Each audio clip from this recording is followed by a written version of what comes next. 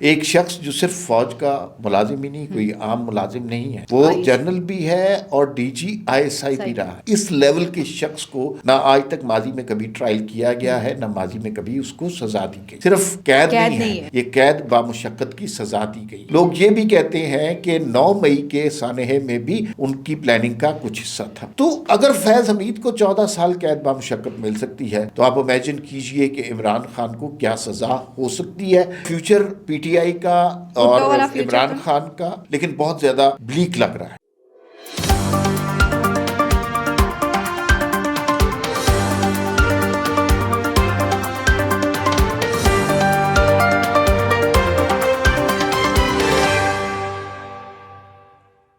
السلام علیکم، میں ہوں آپ کے ساتھ رمشا عارف اور آپ دیکھ رہے ہیں پروگرام وی ٹاک۔ ناظرین، آج پاکستان کی تاریخ کا سب سے بڑا فیصلہ جو ہے وہ آ گیا ہے، جس فیصلے کا انتظار تھا ہمیں، اور یہ فیصلہ جو ہے یہ آج آیا ہے، یعنی جنرل ریٹائرڈ فیض حمید کے حوالے سے یہ فیصلہ آیا ہے۔ ان کو 14 سال قید بامشقت کی سزا سنا دی گئی ہے۔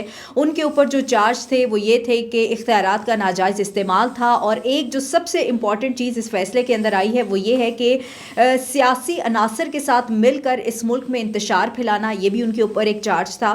یہ جو فیصلہ آیا ہے اس وقت، اس کو آج ہم ڈسکس کریں گے کہ پاکستان کی تاریخ میں پہلے بھی اس طرح کے فیصلے آئے ہیں، لیکن اب جو ہے یہ کہا جا رہا ہے کہ ملٹری کے اندر خود یعنی اکاؤنٹیبلٹی کا جو عمل ہے اس کو پراپر آج بتا دیا گیا ہے اس فیصلے کے بعد سے، کہ ملٹری میں جو اکاؤنٹیبلٹی ہے وہ کتنی ضروری ہے۔ اور یہ جو فیصلہ ہے اب ہم نے یہ دیکھنا ہے کہ اس کا امپیکٹ ایک سیاسی جماعت کے ساتھ یا اس سیاسی جماعت کے اوپر کیا پڑے گا۔ آج اسی صورتحال پر بات ہوگی۔ ویلکم ٹو دا شو عمار صاحب۔ عمار صاحب، سب سے بڑا فیصلہ آ گیا آج، جس کا انتظار تھا، 15 ماہ ٹرائل چلا، اس کے بعد جو ہے وہ آج فیصلہ ہے، 14 سال قید بامشقت کی سزا سنا دی گئی ہے۔ کیسے دیکھ رہے ہیں آپ اس فیصلے کو؟ دیکھیے، پاکستان کی تاریخ میں جو اہم فیصلے آئے ہیں اس میں سے یہ ایک اہم فیصلہ ہے۔ پہلی بات تو یہ ہے کہ اس میں ادارے نے اپنے ماتھے سے وہ داغ دھو دیا۔ جو لوگ کہا کرتے تھے کہ یہ اپنے لوگوں کو سزا نہیں دیتے اور دوسرے لوگوں کے اوپر زیادہ قدغنیں لگاتے۔ ایک شخص جو صرف فوج کا ملازم ہی نہیں، کوئی عام ملازم نہیں ہے، وہ جنرل بھی ہے اور ڈی جی ISI بھی رہا ہے۔ اس لیول کے شخص کو نہ آج تک ماضی میں کبھی ٹرائل کیا گیا ہے، نہ ماضی میں کبھی اس کو سزا دی گئی ہے۔ ISPR میں جب بھی ہماری ملاقات ہوئی اور ہم نے ہمیشہ اس بات پر آواز اٹھائی کہ اس کے ٹرائل میں اتنا عرصہ کیوں لگ رہا ہے، 15 ماہ آپ کو لگے، تو انہوں نے ہمیشہ یہ بات کی کہ تمام تر قانونی تقاضے پورے کرنے کے بعد، ان کو وکیل فراہم کرنے کے بعد، ان کے گواہان کو سننے کے بعد، ان کی 100 سے زیادہ لوگوں کی لسٹ تھی جس میں انہوں نے گواہان کو طلب کیا تھا کہ یہ شخص میرے حق میں گواہی دے گا۔ ہر شخص کو سننے کے بعد، وکلا کی پوری ٹیم ان کے حوالے کرنے کے بعد، تاکہ ان کے ساتھ انصاف، تمام تر قانونی تقاضے پورے کرنے کے بعد 15 ماہ کے بعد یہ بہت بڑا فیصلہ آیا ہے، اور جنرل فیض حمید کو 14 سال قید بامشقت، صرف قید نہیں ہے، یہ قید بامشقت کی سزا دی گئی ہے۔ یہ تو ایک تاریخی بات ہے۔ جن کاؤنٹس پہ جتنے الزامات ان کی شخصیت پر لگے، سارے کے سارے درست ثابت ہوئے۔ وہ ملزم تھے، اب وہ مجرم ہو گئے ہیں، اور وہ 4 باتیں بڑی واضح ہیں۔ پہلی بات تو یہ ہے کہ سیاست میں مداخلت کرنا، بالکل ایسا وہ انہوں نے کی ہے، اور PTI کے دنوں میں سرکاری طور پر بھی اور ریٹائرمنٹ کے بعد غیر سرکاری طور پر بھی وہ میٹنگیں بھی اٹینڈ کرتے رہے، وزراء سے بھی تعلق رکھتے رہے۔ لوگ یہ بھی کہتے ہیں کہ 9 مئی کے سانحے میں بھی ان کی پلاننگ کا کچھ حصہ تھا۔ دوسری بات یہ ہے کہ آفیشل سیکرٹ ایکٹ کی خلاف ورزی، کہا یہ جاتا ہے کہ بہت سارے ISI کے راز ایسے تھے، بہت ساری فائلیں ایسی تھیں جس تک کسی کی رسائی نہیں ہونی چاہیے تھی، وہ اپنے ساتھ لے گئے۔ افراد کو نقصان پہنچانا بہت بڑا الزام ہے۔ اس لیول کے جنرل سے توقع نہیں کی جا سکتی وہ کسی شخص کے لیے ذاتی طور پر فائدے کے لیے کسی کو نقصان پہنچائے، لیکن وہ ایک ہاؤسنگ سوسائٹی کا کیس تھا جس میں ان کے بھائی بھی کسی نہ کسی 4 نمبر پہ ہے اس کے اندر، بالکل کسی اسٹیج پر شامل تھے، تو ان کے بارے میں بھی یہ الزامات ثابت ہوئے ہیں۔ ہر جگہ سے فیض حمید صاحب جو ہیں وہ مجرم قرار پائے ہیں۔ تو یہ بہت بڑا فیصلہ ہے، اور اس سے ظاہر ہے ہمیں یہ بات تو پتہ چل گئی کہ کہ جو ادارہ ہے فوج کا جو ادارہ ہے اس کے اندر احتساب بہت کڑا ہے. وہ کسی چھوٹے والے جیسے ہمارے ہاں ہوتا ہے کہ غریب کے لیے انصاف کچھ اور ہے, امیر کے لیے کچھ انصاف اور ہے. وہاں پر یہ بات واضح ہو گئی ہے کہ جو انصاف کسی فوجی سپاہی کو مل سکتا ہے وہی انصاف جو ہے ایک جنرل اور DGI کے لیے بھی اسی قاعدے قانون کے تحت اس کو بھی سزا ہو سکتی ہے. بالکل ایسے ہی ہے. اچھا عمار صاحب, اب اس کے اندر مزید ڈیٹیلز آئیں گی اس کیس کی تو ہم جو ہے وہ زیادہ اس پہ بات کر سکیں گے, لیکن جو مجھے اس میں اس ٹائم پہ چیز لگ رہی ہے وہ یہ ہے کہ جیسے ایک اس میں آیا کہ سیاسی عناصر کے ساتھ مل کر انتشار پھیلانا, یعنی 9 مئی کے کیسز ہیں. پھر آپ دیکھیں کہ جو PTI نے پشاور سے جلسہ کیا تھا, پھر لاہور مارچ کیا تھا, پھر اس کے بعد اس میں ان کو فیسیلیٹیٹ کرنا. تو آپ کو لگتا ہے کہ یہ چارج شیٹ سب سے زیادہ ہے ان کے اوپر, اس کے تانے بانے زیادہ ملتے ہیں؟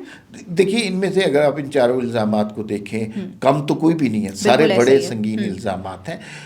صرف سیاسی معاملات میں مداخلت یہ امپورٹنٹ چیز ہے, لیکن اس کے علاوہ باقی الزامات بھی بہت سنگین ہیں اور اس کا شاخسانہ انہیں بھگتنا پڑا. عمران خان کے بارے میں سنا یہ ہے کہ عمران خان کا پلان یہ تھا کہ وہ انہیں آرمی چیف بنائیں گے اور اس کے بعد یہ 10 سال کی ایکسٹینشن ان کو ملے گی اور اس کے بعد یہ حکومت کریں گے اور عمران خان اپنی مرضی کریں گے.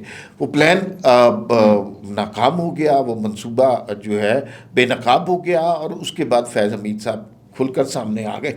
اور پھر انہوں نے PTI کے ساتھ مل کر ایسی حرکتیں کی کہ وہ صرف سیاسی جماعت نہیں, وہ اسٹیٹ کے خلاف بھی ان میں سے کچھ جیسے 9 مئی کا واقعہ ہے اس کے اندر اگر ان کی انوالومنٹ کے شواہد ملتے ہیں تو وہ تو پاکستان کی اسٹیٹ کے خلاف تھا نا. اگر آپ آرمی کی تنصیبات پر حملہ کرتے ہیں تو یہ تو بہت نقصان دہ بات ہے. دوسرا PTI نے جس طرح ہنگامہ آرائی کی سیاست کی ہے, جس طرح لوگوں کو آزار پہنچانے کی گالم گلوچ کی سیاست کی ہے, اس کے پیچھے جو ذہن تھا وہ کہا جاتا ہے فیض حمید کا تھا. تو یہ ایسے جرائم ہیں جو معاف نہیں ہو سکتے. اچھا عمار صاحب دیکھیں, اب لوگ یہ بھی سوال کریں گے کہ سیاسی مداخلت پہ ایک پوائنٹ یہ بھی ہے, ایک چارج ان پہ ہے کہ اس میں مداخلت تھی, لیکن ماضی اگر ہم اٹھا کے دیکھ لیں تو ماضی میں بھی جو ہے وہ سیاسی مداخلت رہی ہے, ہمارے اداروں کی رہی ہے, لیکن اتنا اوپنلی نہیں رہی جتنا جو ہے وہ فیض حمید صاحب نے جو ہے اتنا اوپنلی چیزوں کو لا کے اور ادارے کا نام بھی ڈیفینیٹلی سے بات ہے خراب کیا. آپ کی بات بالکل درست ہے کہ ادارے کی مداخلت سیاسی معاملات میں رہی ہے, حالانکہ ہمیں یہی کہا جاتا ہے کہ سیاسی معاملات پہ مداخلت تھی. لیکن مسئلہ اس وقت پیدا ہوا کہ جب تک یہ سرکاری سطح پر کام کر رہے تھے اس وقت ان کے حوالے سے کوئی ایسی بات نہیں. جب یہ ریٹائر ہو گئے, ہمیشہ یہ ہوتا ہے کہ آپ کی DGI کی پوسٹنگ اتنی امپورٹنٹ ہے, آپ سرکاری طور پر بہت سے معاملات میں مداخلت کرتے ہیں, لیکن جب آپ ریٹائر ہو جاتے ہیں تو آپ اپنے ماضی سے اپنی ذمہ داریوں سے کنارہ کش ہو جاتے ہیں. فیض حمید صاحب کا جرم یہ ہے کہ وہ اس سے کنارہ کش نہیں ہوئے, وہ ایک سیاسی جماعت کے ساتھ مل کر ایک ایسی جدوجہد کرتے رہے جس نے پاکستان کے نام کو بٹا لگایا اور ان کے ذاتی مقاصد کی خاطر ملک میں انتشار بھی پیدا کیا. اچھا بالکل عمار صاحب, اب اس فیصلے کی روشنی میں ہم نے دیکھا کہ خان صاحب کے اوپر بھی کوئی اثر پڑے گا؟ بالکل پڑے گا. اب پہلی بات تو یہ ہے کہ یہ قضیہ ختم ہو چکا ہے کہ اگر ادارے کے اپنے لوگوں کو سزا نہیں دی جاتی, انہوں نے یہ سزا دے دی. اور یہ میں آپ کو بتا دوں یہ فیصلہ ادارے کے لیے آسان نہیں تھا, اس لیے کہ کوئی یہ عام شخص تھوڑی تھا. سابق DGI بہت امپورٹنٹ پوسٹ ہوتی ہے, کون کون سے چیزیں وہ چلاتے ہیں ہمیں تو کبھی تصور بھی نہیں کیا. تو وہ اس سارے میں انوالو تھے, اس جیسے پاورفل شخص کو, اور اس میں بھی بہت سارے DGI گزرے ہیں, لیکن فیض حمید واز اے پاورفل DGI. تو انہوں نے اس شخص کو سزا دی ہے.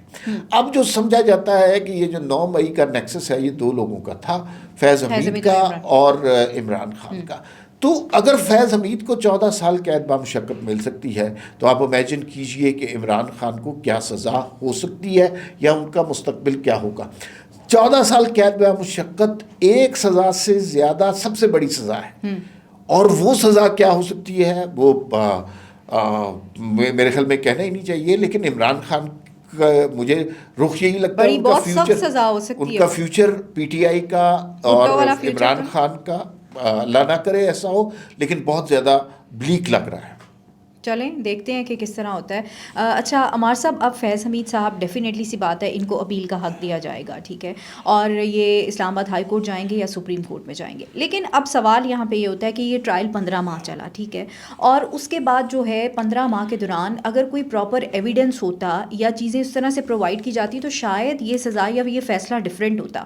تو اب یہ اسلام آباد ہائی کورٹ یا سپریم کورٹ کس طرح جائیں گے، وہاں سے کیا ڈیسیژن آ سکتا ہے؟ قانونی طور پہ تو کوئی قانونی ماہر ہی بتا سکتا ہے، لیکن سننے میں یہی آ رہا ہے کہ ان کے پاس اپیل کا حق ابھی موجود ہے.